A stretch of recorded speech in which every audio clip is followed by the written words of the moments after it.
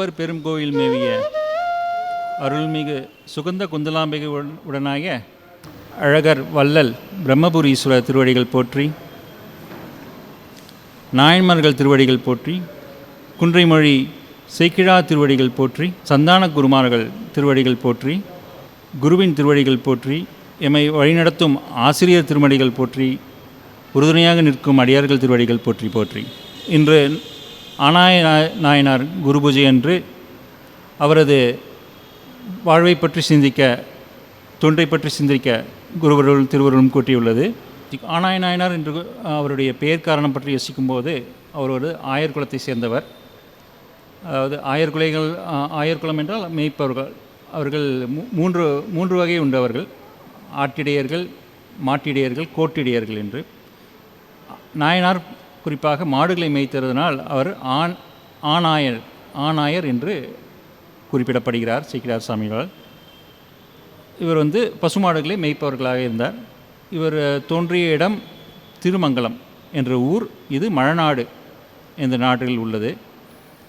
மழநாடு என்பது கொள்ளிட நதிக்கரைக்கு வடக்கே மற்றும் தொண்டை நாட்டுக்கு தெற்கே உள்ள பகுதி.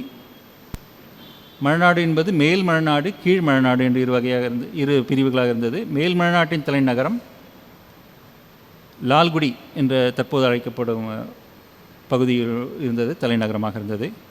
அந்த லால்குடியிலிருந்து ஒரு 2 கிலோமீட்டர் தொலைவில் தான் இந்த திருமங்கலம் என்ற ஊர் உள்ளது.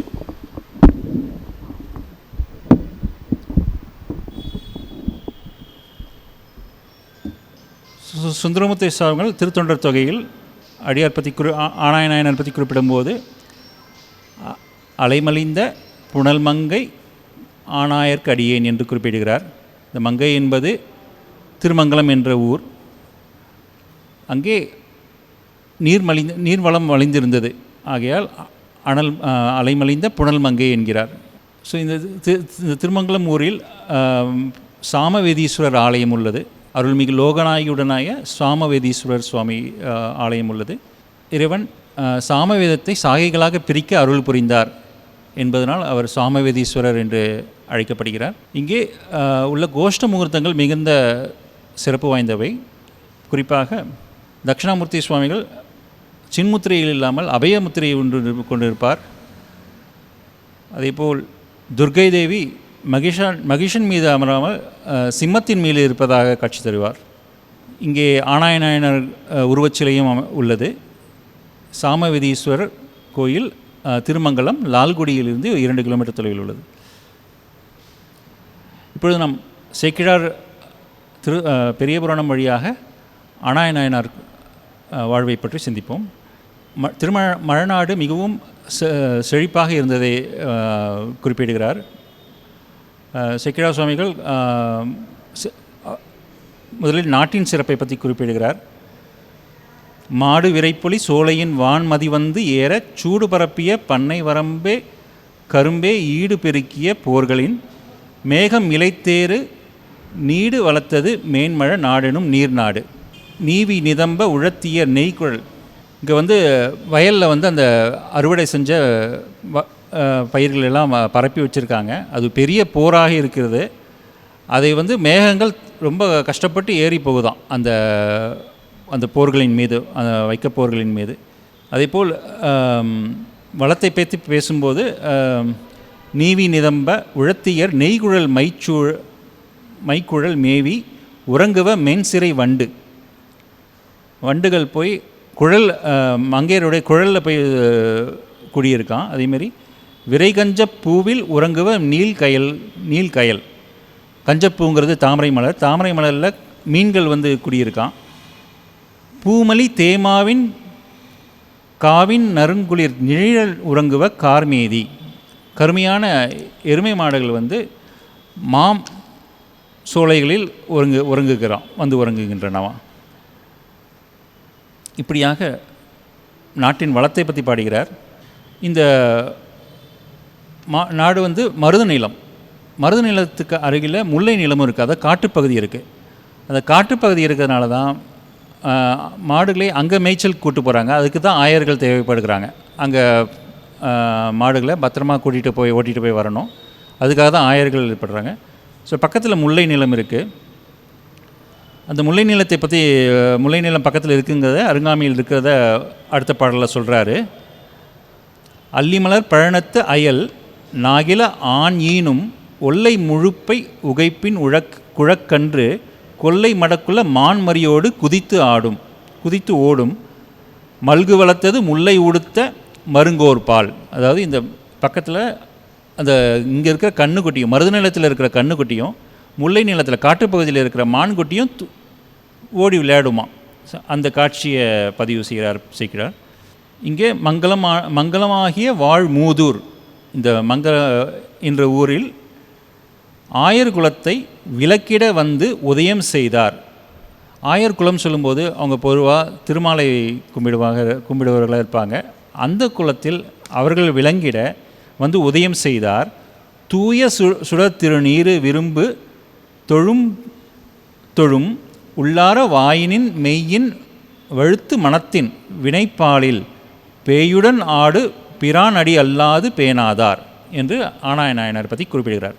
இந்த குலத்தில், ஆயர் குலத்தில் சுடர் நீர் விரும்பு, திருநீற்றை விரும்பி மனம் வாய் மெய் மற்றும் வினையால் பிரான் பேயுடன் ஆடு பிரான் அவரது அடியல்லாது பேணாத நாயனார் உதயம் செய்தார். அங்கே தோன்றினார்னு சொல்லாமல் பிறக்கலன்னு சொல்ல உதயம் செய்தார். அதாவது ஒரு குலம் விளங்கிட உதயம் செய்தார் அப்படின்னு பதிவு செய்கிறார். இங்கே நம்ம திருத்தொண்ட தொகையில் சம்பந்தர் பற்றி குறிப்பிடுவதை ஒப்பு நோக்கலாம். வம்பரா வரிவண்டு மனம் நார மலரும் மதுமலர் நற்கொன்றையான் அடியலார் பேனா எம்பிரான் சம்பந்தன் அடியார்க்கும் அடியேன் என்கிறார் சுந்தரமூர்த்தி சுவாமிகள். எப்படி இங்கேயும் பிரானுடைய அடியல்லார் பேனா எப்படி, அதே மாதிரி இங்கேயும் நம்ம ஆனாய நாயனார் பற்றி சொல்லும்போது பேயுடன் ஆடுபிரான் அடியல்லாது பேணாதார் அப்படின்னு குறிப்பிடுகிறார். எப்படி அவர் வழிபாடு செஞ்சார்னா, சுவாமிக்கு குழல் வாசித்து வழிபாடு செய்கிறார். குழலில் அவர் ஐந்தெழுத்தை வாசிக்கிறார், திருவைந்தெழுத்தை வாசித்து வழிபாடு செய்கிறார். எடுத்த குழற் கருவியினில் எம்பிரான் எழுத்து அஞ்சும் தொடுத்த முறை 7 இசையின் ஸ்ருதி பெற வாசித்து தடுத்த சராசரங்கள் எல்லாம் தக்கவரும் தங்கருணை அடுத்த இசையமுது அளித்து செல்கின்றார். இந்த மாதிரி இசையமுதை சமைத்து சுவாமிக்கு தனிக்கும் படைக்கிறார் அவர் புல்லாங்குழலில். ஸோ அப்படி இருக்கும்போது ஒரு நாள் அவருடைய தோற்றத்தை பற்றி கூறுகிறார். அவர் கூந்தல் நல்ல கரிய சுருள் கூந்தல், அதை நல்லா உயர்ந்து கட்டுகிறார். இந்த கிருஷ்ண குடுமின்னு சொல்கிற மாதிரி மலர் கொண்டு கட்டியிருக்கிறார். காசு மாலை அணிஞ்சிருக்கிறார். அதுபோல் தின்கோல நெற்றியில் மேல் திருநீற்றின் ஒளி கண்டோர் கண்கோடல் நிறைந்தார கவின்விலங்கு மிசை அணிந்து, நல்லா நெற்றி நிறைய நீர் அணிந்திருக்கிறார்.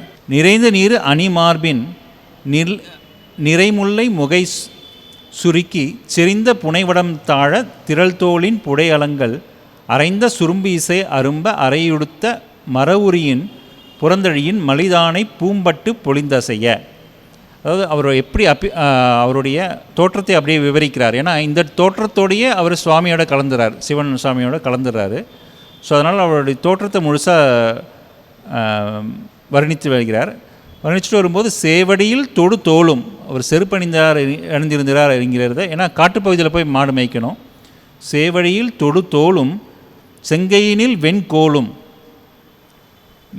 மேவும் இசை வேங்குழலும் மிக விளங்க வினை செய்யும் காவல்புரி வல்லாயர் கன்றுடை ஆண் நிறை சூழ பூவலத்தார் கோவலனார் நிறை காக்க புறம் போந்தார். ஸோ மாடுகளை ஓட்டிகிட்டு புறம் போந்தார், காட்டுப்பகுதிக்கு போகிறாரு.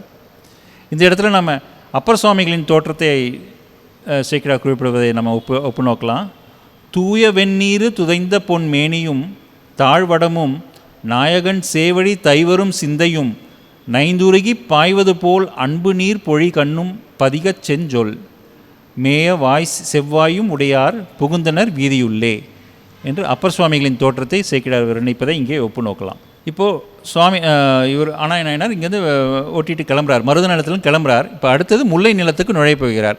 ஸோ அதனால் சேக்கிழார் முல்லை நிலத்தை பற்றி ஒரு சின்ன பாடல் நம்ம தமிழ் இலக்கியத்தில் நம்ம திணை இருக்கிற திணைப்படி கூறுவாங்க. ஒவ்வொரு திணைக்கும் ஒவ்வொரு உரிப்பொருள் இருக்கிறது. அந்தந்த உரிப்பொருள் கொண்டு தான் அந்த பாடல்களை இயற்றுவார்கள். அதுமாரி முல்லை நிலத்தை பற்றி குறிப்பிடும்போது முல்லை நிலத்துக்கு உண்டான உரிப்பொருள்களை கொண்டு பாடல் இயற்றுகிறார். அதாவது நீளமா மங்கை ஏங்க நிறைக்கொடி புறவம் பாட கோல வெண்முகையேர் முல்லை கோபம் வாய் முறுவல் காட்ட ஆளு மின்னிடை சூழ் மாலை பயோதரம் அசைய வந்தால் ஞால நீடு அரங்கில் ஆட கார் எனும் பருவன் அல்லால். கார்காலமையும் குறிப்பிடுகிறார். கார்காலம் மேகம், கருத்த மேகங்கள் சூழ்ந்து வருதான். ஸோ இதெல்லாம் வந்து முல்லை நிலத்தோட உரி பொருட்கள். அப்படி முல்லை நிலத்தில் அவர் நுழையும் போது அங்கே வந்து ஒரு கொன்றை மரத்தை பார்க்குறார். கொன்றை மரத்தை பார்த்தோன்னே அவருக்கு அப்படியே சிவபெருமானுடைய உருவம் ஞாபகம் வருகிறது. அப்படியே உருகி அவர் மழை திறந்தார் என்று குறிப்பிடுகிறார். அந்த உருக்கத்துடனேயே அவர் புல்லாங்குழல் வாசிக்க ஆரம்பிக்கிறார். அந்த புல்லாங்குழலில் அவர் 5 எழுத்தை வாசிக்கிறார். அவர் வாசிப்பதை கேட்டு என்பூண்டு கரைந்து உருக்கும் இன்னிசை வேய்கருவிகளில், அதாவது எலும்பும் கரைந்துவிடும் என்பது போன்ற அவருடைய இசை அமைகிறது. அவருடைய வாசிப்பை பற்றி கூறும்போது ஒரு வண்டு அவருடைய விரலுடைய அசைவு வண்டுகள் வந்து பூக்களில் முரள்வது போன்ற அசைவுகளாக இருக்கின்றன. புல்லாங்குழலில் 8 துளைகள் இருக்கும். அதில் முதல் துளை வந்து முத்திரை துளை என்பாங்க. அதில் தான் அவங்க அதரத்தை வைத்து வாசிக்கிறார்கள். மற்ற 7 துளைகளில் 7 ஸ்வரங்கள். தமிழில் சொல்லும்போது 7 ஸ்வரங்கள்: குரல், துத்தம், கைக்கிளை, உழை, இலி, விளரி, தாரம், சரி கம பதனி என்ற அந்த 7 ஸ்வரங்களுக்கான துளைகள் உள்ளன.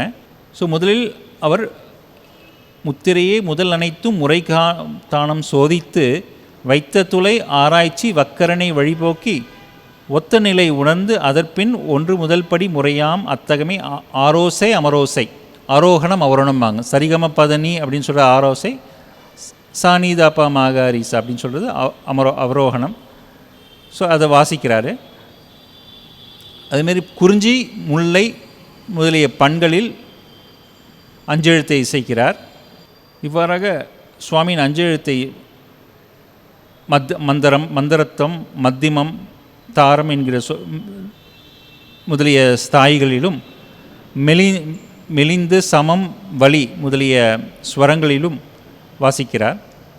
இவ்வாறாக நாயனார் வாசிப்பதை அனைத்து உயிரினங்களும் வந்து உட்கார்ந்து கேட்கின்றனவாம்.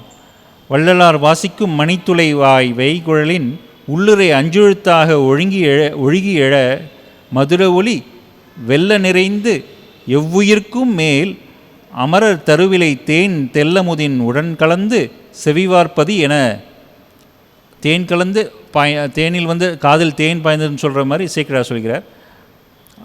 அமுதத்துடன் தேன் கலந்து பாய்ந்ததாம். ஸோ ஆணிரைகள் அசையாமல் அப்படியே வந்து உட்கார்ந்துருந்தான். ஆணிரைகள்லாம் பசுக்கள்லாம் அசையாமல் வந்து உட்கார்ந்து கேட்குது. மான் முதலாம் காண்விலங்கும் வந்து உட்கார்ந்து கேட்கின்றன. ஆடு மயில் அசைவுகளை அயர்ந்து வந்து உட்கார்ந்து கேட்குது. மற்ற ஆயர்களும் வந்து உட்கார்ந்து கேட்குறாங்க. அதுமாரி கீழ் உலகம் மேல் உலகம் என்ற எல்லோரும் வந்து கீழ் மகளிர் வந்து கேட்குறாங்க. நலிவாரும் மெலிவாரும் எல்லோரும் ஒன்றாக வந்து கேட்குறாங்க. அதாவது பாம்பும் மயிலும் சேர்ந்து உட்காந்து கேட்குதான். அதுமாரி புலியும் புல்வாயும் மானும் ஒன்றா உட்காந்து கேட்குதான். அரியும் கரியும் சிங்கமும் யானையும் ஒன்றா உட்காந்து கேட்குதான். காற்று அசையாமல் நின்று கேட்குதான். மரங்களும் மலர்களும் அசையாமல் நின்று கேட்கின்றன. அருவிகள் வீழ மறந்து கேட்கின்றன. முகில்கள் மழை சோராமல் நின்று கேட்கின்றன. 7 கடலும் தழும்பாமல் நின்று கேட்கின்றது. இவ்வாறு நிற்பனவும் சரிப்பனவும் இசைமயமாய் மெய்வாழும் புலன்கரண மேவிய ஒன்று ஆயினவால் மொய்வாச நறுங்கொன்றை முடிச்சடையார் அடித்தொண்டர் செவ்வாயின் மிசை வைத்த திருக்குறள் வாசனை உருக்க. இப்படி எல்லாரையும் உருக்க வைத்து கேட்டுக்கொண்டிருக்கிறது. இது உலகமே அசப்தமாகிவிட்டது. இவரோட குழலோசை மட்டும் கேட்கிறது. அது இறைவன் காதில் கண் சென்று அடைகிறது என்பதை குறிப்பிடுகிறார். மையன்பர் மனத்து அன்பின் விளைத்த இசைக்குழல் ஓசை வையம் தன்னையும் நிறைத்து வானம் தன் வயமாக்கி பொய்யன்புக்கு எட்டாத பொற்பொதுவில் நடம்புரியும் ஐயன் தன் திருச்செவியில் அருகணைய பெருகியதால் ஐயனின் திருச்செவிக்கு சென்றடையது. ஆனாயர் குழலோசை கேட்டு அருள் கருணை தானாய திருவுள்ளம் உடைய தவவல்லியுடன் சுவாமி உடனே புறப்படுறார். அம்மனையும் கூப்பிட்டு புறப்படுறார். காணாதி காரணராம் கண்ணுதலார் விடையுகத்து விடையின் மேல் ஏறி வருகிறார். வானாறு வந்தணைந்தார் மதினாரும் சடைதாழ மிசைமிடைந்த வரும்பொழுது வேற்று ஒழிகள் விராமே. அவர் பின்னாடி தேவர்கள்லாம் வராங்க, எந்த சத்தமும் போடாமல் வராங்களாம். அசைய எழுங்குழல் நாதத்து அஞ்செழுத்தால் தமைப்பரவும் இசை விரும்பும் கூத்தனார் எழுந்தருளி எதிர் நின்றார். முன் நின்ற மழவிடை மேல் முதல்வனார் எப்பொழுதும் சென்றின்ற மணப்பெரியோர் என்கிறார் ஆனாயனார். திருக்குறள் வாசனை கேட்க, வாசனை என்பது இங்கே வாசிப்பு. இன்னின்ற நிலையே நம்பால் அணைவாய் என்கிறார். அப்படியே நம்மளுடைய ஐக்கியமாக அப்படின்னார். அவருடைய குழல் இசைக்கு மயங்கிய சுவாமி இந்நிலையிலேயே நம்பால் அணைவாய் என அவரும் அந்நின்ற நிலை பெயர்ப்பார் ஐயர் திருமருங்கு அணைந்தார். விண்ணவர்கள் மலர்மாறி மிடைந்து உலகமிசை விளங்க எண்ணில் அருமுடிவர் குழாம் இருக்கு மொழி எடுத்து ஏத்த அன்னலார் குழல் கருவி அருகு இசைத்து அங்கு உடன் செல்ல புண்ணியனார் எழுந்து அருளி பொற்பொதுவின் இடைப்புக்கார். இவ்வாறாக ஆனாயனார் சுவாமியுடன் கலந்தார் என்று காண்கிறோம்.